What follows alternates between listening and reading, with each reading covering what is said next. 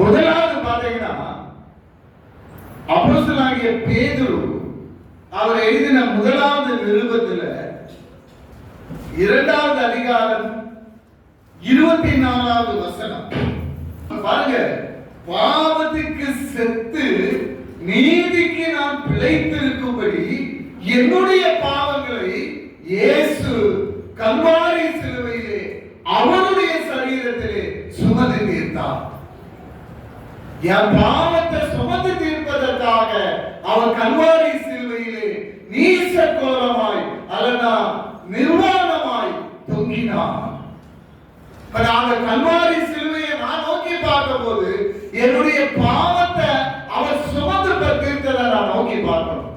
கண்ணை மூடுங்கன்னா என் கண்ணுக்கு முன்னாடி தெரியணும் கல்வாரி சிலுவை. கர்த்தாவே, ஏன் பாவத்துக்காக நீர் துண்டு துணி இல்லாம ஆண்டவருடைய சரீரமெல்லாம் அடிக்கப்பட்டு ரத்தமாய் தொங்கிக் கொண்டிருக்கிறீரே ஆண்டவரே, உமக்கு கோடான கோடி ஸ்தோத்திரம். என் பாவத்தை, என் அக்கிரமத்தை, என் அநியாயத்தை அவர் சுமந்து தீர்த்ததுனால நான் ரட்சிக்கப்பட்டிருக்கிறேன். நான் இந்த சபையில நான் உட்கார்ந்து இருக்கிறேன்னா அவர் என்னுடைய பாவத்தை ஏற்கனவே சுமந்து தீர்த்து விட்டார். அதனாலதான் எனக்கு உட்கார முடியுது. அல்லனா ரட்சிப்பு இல்லை. என்னுடைய பாவம், நான் செய்த அக்கிரமங்கள், அநியாயங்கள், பொய், பித்தலாட்டம் எல்லாத்தையும் பிதாவாகிய தேவன் என்கிட்ட இருந்து எடுத்து குமாரனாகிய கிறிஸ்துவின் மேல் கல்வாரி சிலுவையிலே சுமத்தினார். நான் மரிக்க வேண்டிய இடத்துல, நான் அடிக்கப்பட வேண்டிய இடத்துல கிறிஸ்து எனக்காக அடிக்கப்பட்டார். ஹல்லேலூயா.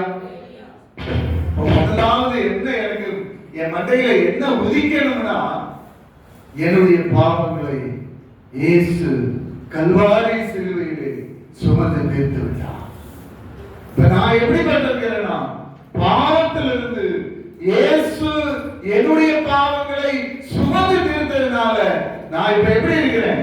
விடுதலை ஆக்கப்பட்டிருக்கிறேன், ரட்சிக்கப்பட்டிருக்கிறேன். என் பாவத்தை எல்லாம் சுமந்து தீர்க்கக்கூடிய ஒரு தேவ ஆட்டுக்குட்டியாக கிறிஸ்து கல்வாரி சிலுவையிலே தொங்கினார். கலாத்தியர் 3வது அதிகாரம் 13வது வசனம். மரத்திலே தூக்கப்பட்ட எவனும் சபிக்கப்பட்டவன் என்று எழுதியிருக்கிறபடி கிறிஸ்து எனக்காக சாபமாகி நியாயப்பிரமாணத்தின் சாபத்திற்கு என்னை நீங்களாக்கி மீட்டுக் கொண்டார். பாவத்திலிருந்து நம்மளை மீட்டுகிறார். என் தகப்பன், எங்களுக்கு பூட்டன் அல்லது உங்களுக்கு முன்னாடி இருக்கவங்க செய்த பாவம் அது அப்படியே தொடர்ந்து வரும். அந்த பாவம் சாபமாக மாறும். இந்த சாபம் வீட்டுல தாரித்திரியத்தை உண்டு பண்ணும், வீட்டுல நோயை உண்டு பண்ணும், நல்ல ஐஸ்வர்யமே இல்லாம வீட்டை மாத்திரும்.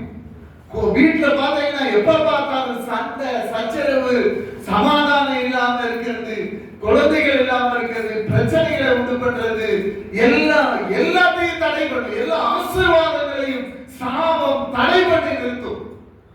ஆனா இயேசு என்ன சொல்றாருன்னா, வேதம் சொல்லுகிறது உன்னுடைய சாபத்தை இயேசு கல்வாரி சிலுவையிலே சுமந்து தீர்த்து விட்டார்.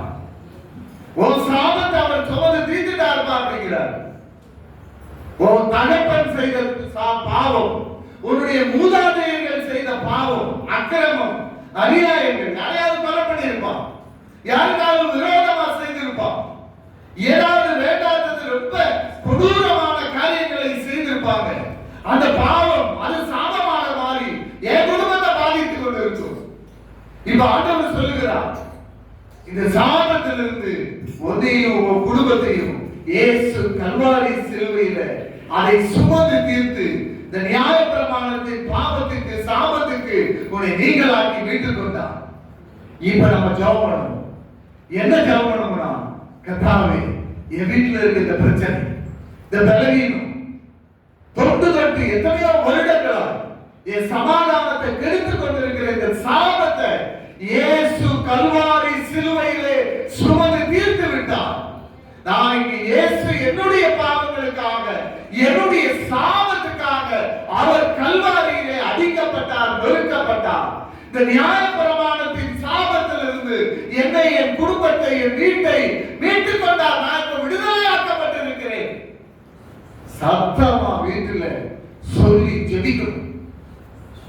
சாபத்திலிருந்து இயேசு அவருடைய சிலுவை மரணத்தின் மூலம் என் குடும்பத்தை மீட்டு விட்டார்.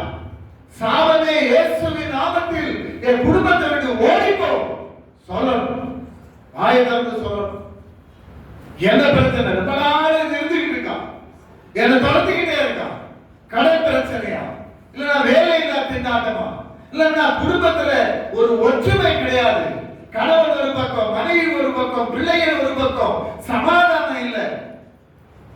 ஒரு 10 நிமிஷம் உட்கார்ந்து 3 பேரும் அல்லனா 4 பேரும் உட்கார்ந்து பேச, அல்லனா ஜெபிக்க, அல்லனா சமாதானமா உட்கார்ந்து சாப்பிட முடியலனா சாபம் வீட்டை வாழ்க்கொண்டிருக்கிற அர்த்தம்.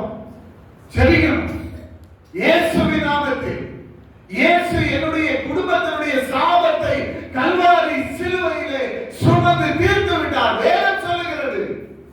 இயேசுவின் நாமத்தில் சாபத்திலிருந்து விடுதலை இன்னைக்கு உண்டாகட்டும். உண்டாயிடும். அப்போஸ்தலனாகிய பவுல் எழுதி வச்சிருக்கிறான். மரத்திலே தூக்கப்பட்ட எவனும் சபிக்கப்பட்டவன் என்று எழுதி இருக்கிறபடி. ஏன்னா அந்த சிலுவை மரத்தை பார்த்தீங்கன்னா அது மண்ணில இருந்து கொஞ்சம் மேல தூக்கி நிற்கும். கால் அந்த பூமியில படாது. கால் பட்டுச்சுன்னா பூமி என்னவாயிருமா? பீத்தூடா மாறிடுமா? ஏன்னா இவன் பாவம் அதுல வந்து சேர்ந்துருமா. அப்ப மரத்திலே தூக்கப்பட்ட எவனும் சபிக்கப்பட்டவன். மரத்தில சிலுவை மரத்தில ஒரு ஆளை தூக்கி இருந்தா அவன் சபிக்கப்பட்டவன் அர்த்தமா? அந்த பூமியிலே படக்கூடாது. இயேசு மனிதனாய் அவதரித்து பாவமே அறியாதவர் பாவமாக கல்வாரி சிலுவையிலே உங்களுக்காக எனக்காக தொங்கினார். மரத்திலே தூக்கப்பட்ட எவனும் சபிக்கப்பட்டவன் என்று எழுதியிருக்கிறபடி கிறிஸ்து உனக்காக, உன் குடும்பத்துக்காக கல்வாரியிலே சாபமாகி எல்லா நியாயப்பிரமாணத்தின் சாபத்திலிருந்தும் நீங்களாக்கி மீட்டுக் கொண்டார். என்னை மீட்டுக் கொண்டார், என் குடும்பத்தை மீட்டுக் கொண்டார், என் பிள்ளைகளை மீட்டுக் கொண்டார். சத்தமா சொல்லி ஜெபிக்கணும். என் குடும்பத்தில் ஒரு பெரிய மாற்றம் வரும், என் வாழ்க்கையில மாற்றம் வரணும். இந்த சாபம் என் ஆசீர்வாதத்தை தடுத்து நிறுத்தக்கூடாது. ஒருவேளை என் தகப்பன் பண்ணி இருக்கலாம், ஒருவேளை என் பாட்டி கூட்டி பண்ணி இருக்கலாம், ஒருவேளை அதுக்கு முன்னாடி இருக்கிற ஜெனரேஷன் என் பாவத்தை பண்ணி இருக்கலாம். அது என்னைய தொடர்ந்து வந்து இருக்கக்கூடாது. ஆண்டவரே, இப்போ இந்த சாபத்திலிருந்து எங்களை விடுதலை ஆக்குங்க ஆண்டவரே. மன்னிங்க கர்த்தாவே. இதுவரை நான் ஜெபிக்காம இருந்திருந்தோம்னா என்னை மன்னிங்க ஆண்டவரே. என் குடும்பத்தை விடுதலை ஆக்குங்க ஆண்டவரே. சொல்லி ஜெபிக்கணும். சொல்லி ஜெபிக்கணும். மூணாவது காரியம், மத்தேயு எழுதின சுவிசேஷம் 8வது அதிகாரம், மத்தேயு 8வது அதிகாரம் 17வது வசனம். மத்தேயு 8:17. அவர் தாமே நம்முடைய பலவீனங்களை ஏற்றுக்கொண்டு நம்முடைய நோய்களை சுமந்தார் என்று ஏசாயா தீர்க்கதரிசியால் உரைக்கப்பட்டது நிறைவேறும்படி இப்படி ஆயிற்று. அவர் தாமே நம்முடைய பலவீனங்களை ஏற்றுக்கொண்டு நம்முடைய நோய்களை சுமந்தார். இன்னைக்கு நம்ம கல்வாரி சிலுவையை தியானித்துக் கொண்டிருக்கிறோம், அதை நோக்கி பார்த்து கொண்டிருக்கிறோம். குட் ஃப்ரைடே வந்து உட்கார்ந்து இருக்கிறோம். எனக்கு ஒரு அறிவு இருக்கணும். இந்த கல்வாரி சிலுவையை, இந்த சிலுவையை நோக்கி பார்க்கும்போது என் இருதயத்தில் எண்ணங்கள்ல ஒரு நினைவு வரணும். என்ன வரணும்? என்னுடைய பலவீனங்களை, என்னுடைய நோய்களை கிறிஸ்து கல்வாரி சிலுவையிலே சுமந்து தீர்த்து விட்டார். என்னுடைய துக்கங்களை அவர் சுமந்து கொண்டார். இதெல்லாம் சம்பவிக்கிறதுக்கு முன்னாடியே கிறிஸ்து உலகத்துல வருவதற்கு 200 ஆண்டுகளுக்கு முன்னாடி ஏசாயா தீர்க்கதரிசி இந்த வசனத்தை எங்க எழுதி வச்சிருக்கிறான்? ஏசாயா 53வது அதிகாரத்துல 4வது வசனத்துல எழுதி வச்சிருக்காரு. படிக்கல டக்குன்னு. நம்முடைய பாடுகளை ஏற்றுக்கொண்டு நம்முடைய துக்கங்களை சுமந்தார். நாமோ அவர் தேவனால் அடிக்கப்பட்டு வாதிக்கப்பட்டு பண்ணாருன்னே தெரியாம உட்கார்ந்து இருக்கிறோம். கிறிஸ்தவனா நம்ம இருக்கிறோம். எனக்குள்ளே கிறிஸ்து இருக்கிறார், எனக்குள்ளே ஜீவன் இருக்கிறது. இந்த ஜீவன் என்னை சுகமாக்கும், இந்த ஜீவன் என்னுடைய துக்கத்தை சுமந்து தீர்த்து விட்டது அப்படிங்கிற உணர்வு எனக்கு இல்லாமல் இருக்கு. என் ஜனங்கள் அறிவில்லாமையினால் சங்காரமாகிறார்கள். ஏன் தோத்து போறான்? ஏன் வெற்றி வாழ்க்கையில வெற்றி இல்லை? ஏன் சமாதானம் இல்லை? இந்த சமாதானத்தை குறித்த அறிவு இல்லை. இந்த பலவீனத்தை கிறிஸ்து கல்வாரியிலே சுமந்து தீர்த்துட்டார் அப்படிங்கக்கூடிய அறிவு எனக்கு இல்லை. தீர்க்கதரிசி கிறிஸ்து பிறக்கிறதுக்கு 700 ஆண்டுகளுக்கு முன்னாடி எழுதி வச்சிருக்காரு. அப்பா, கிறிஸ்து என்ற ஒருவர் பிறப்பா, அவருடைய துக்கங்களையும் உன்னுடைய நோய்களையும் கல்வாரி சிலுவையிலே சுமந்து தீர்த்து விட்டார் அப்படிங்கிறார். இந்த கடைசியில் அவர் சொல்றார், எல்லாம் முடிந்தது என்று தம்முடைய ஆவியை ஒப்பு கொடுத்தார். எல்லாம் முடிஞ்சிச்சு. என்னது முடிஞ்சிச்சு? எல்லாம். உன்னுடைய பாவங்களை அவர் சுமந்து தீர்த்தார். உன்னுடைய சாபங்களை அவர் சுமந்து தீர்த்து விட்டார். உன்னுடைய துக்கங்களையும் நோய்களையும் கல்வாரியிலே சுமந்து தீர்த்து விட்டார் அப்படிங்கிறார். முடிந்ததுங்கிறார். ஆனா எனக்கு அந்த அறிவு இல்லை. ஜெபிக்கணும். கர்த்தருடைய வார்த்தை சொல்லுகிறது. அப்போஸ்தலனாகிய மத்தேயு எழுதி வச்சிருக்கிறார். மத்தேயு 8:17 சொல்லுகிறது, உன்னுடைய துக்கங்களையும் உன்னுடைய நோய்களையும் கிறிஸ்து கல்வாரி சிலுவையிலே சுமந்து தீர்த்து விட்டார் என்று.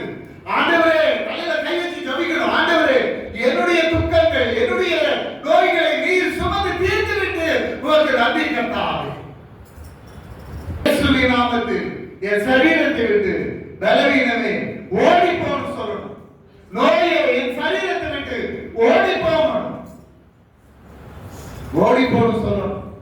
சாபத்தை சுமந்து தீர்த்து உனக்கு ஒரு நல்ல காரியத்தை பண்ணியிருக்காருப்பா. அதனாலதான் குட் ஃப்ரைடே. சமாதானம் இல்லாம இருக்குதா?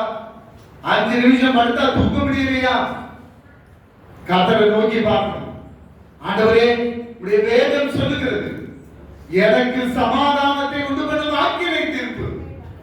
என்னுடைய அக்கிரமங்கள், என்னுடைய அநியாயங்கள், அதுக்கு வரக்கூடிய ஆக்கினை தீர்ப்பு அது இயேசு கிறிஸ்துவின் மேல் வந்தது. எனக்கு சமாதானத்தை கொடுக்கும்படியாக இயேசு கல்வாரியிலே அடிக்கப்பட்டார், நொறுக்கப்பட்டார். எனக்கு சமாதானத்தை கொடுக்கும் ஆக்கினை தீர்ப்பு இயேசு கிறிஸ்துவின் மேல் வந்தது. அவருடைய தடுப்புகளால் நான் சுகமானேன். என் குடும்பத்துல சமாதானம், என் குடும்பத்துல சமாதானம், எனக்கு சமாதானம், என்னுடைய வாழ்க்கையில சமாதானம், வேலை செய்யற இடத்துல சமாதானம், சபையில சமாதானம், எங்கூட ஒருத்தர் வந்து பேசினா அவனுக்கு சமாதானம். ஒன்றுக்கும் கவலைப்படாமல் எல்லாவற்றையும் ஸ்தோத்திரத்தோடு ஜெபத்துல உங்க விண்ணப்பங்களை எல்லாம் யாருக்கு தெரியப்படுத்தணுமா? ஆண்டவராகிய கர்த்தருக்கு தெரியப்படுத்தணும். அப்படி நீ தெரியப்படுத்தினா எல்லா புத்திக்கு மேலான தேவ சமாதானம் உன் இருதயத்தையும் உன் எண்ணத்தையும் பாதுகாத்துக் கொள்ளும். நீ பாதுகாக்க வேண்டாம், நீ பயப்பட வேண்டாம். ஒரு பெரிய மாற்றத்தை கர்த்தர் இன்னைக்கு உங்க குடும்பத்துல உங்களுக்குள்ள உண்டாக்குவார். இந்த உணர்வு, இந்த சத்தியத்தை, இந்த ரகசியத்தை நீங்க புரிஞ்சுக்கிட்டீங்கன்னா கர்த்தர் உங்களுடைய எல்லா பிரச்சனைகளில் இருந்து விடுதலையாக்கி இருக்க வேண்டிய இடத்துக்கு அவர் கூட்டிட்டு போய்வார். இந்த கல்வாரியை நினைவு கூறணும். இந்த நினைவு கூர்ந்தீங்கன்னா நீ பாவம் செய்ய மாட்ட. இதை நினைவு கூர்ந்தீங்கன்னா நீ மற்றவங்க மேல பொறாமப்பட மாட்ட. இதை நினைவு கூர்ந்தீங்கன்னா உன் குடும்பத்துல ஒரு பெரிய மாற்றம் வந்துடும்.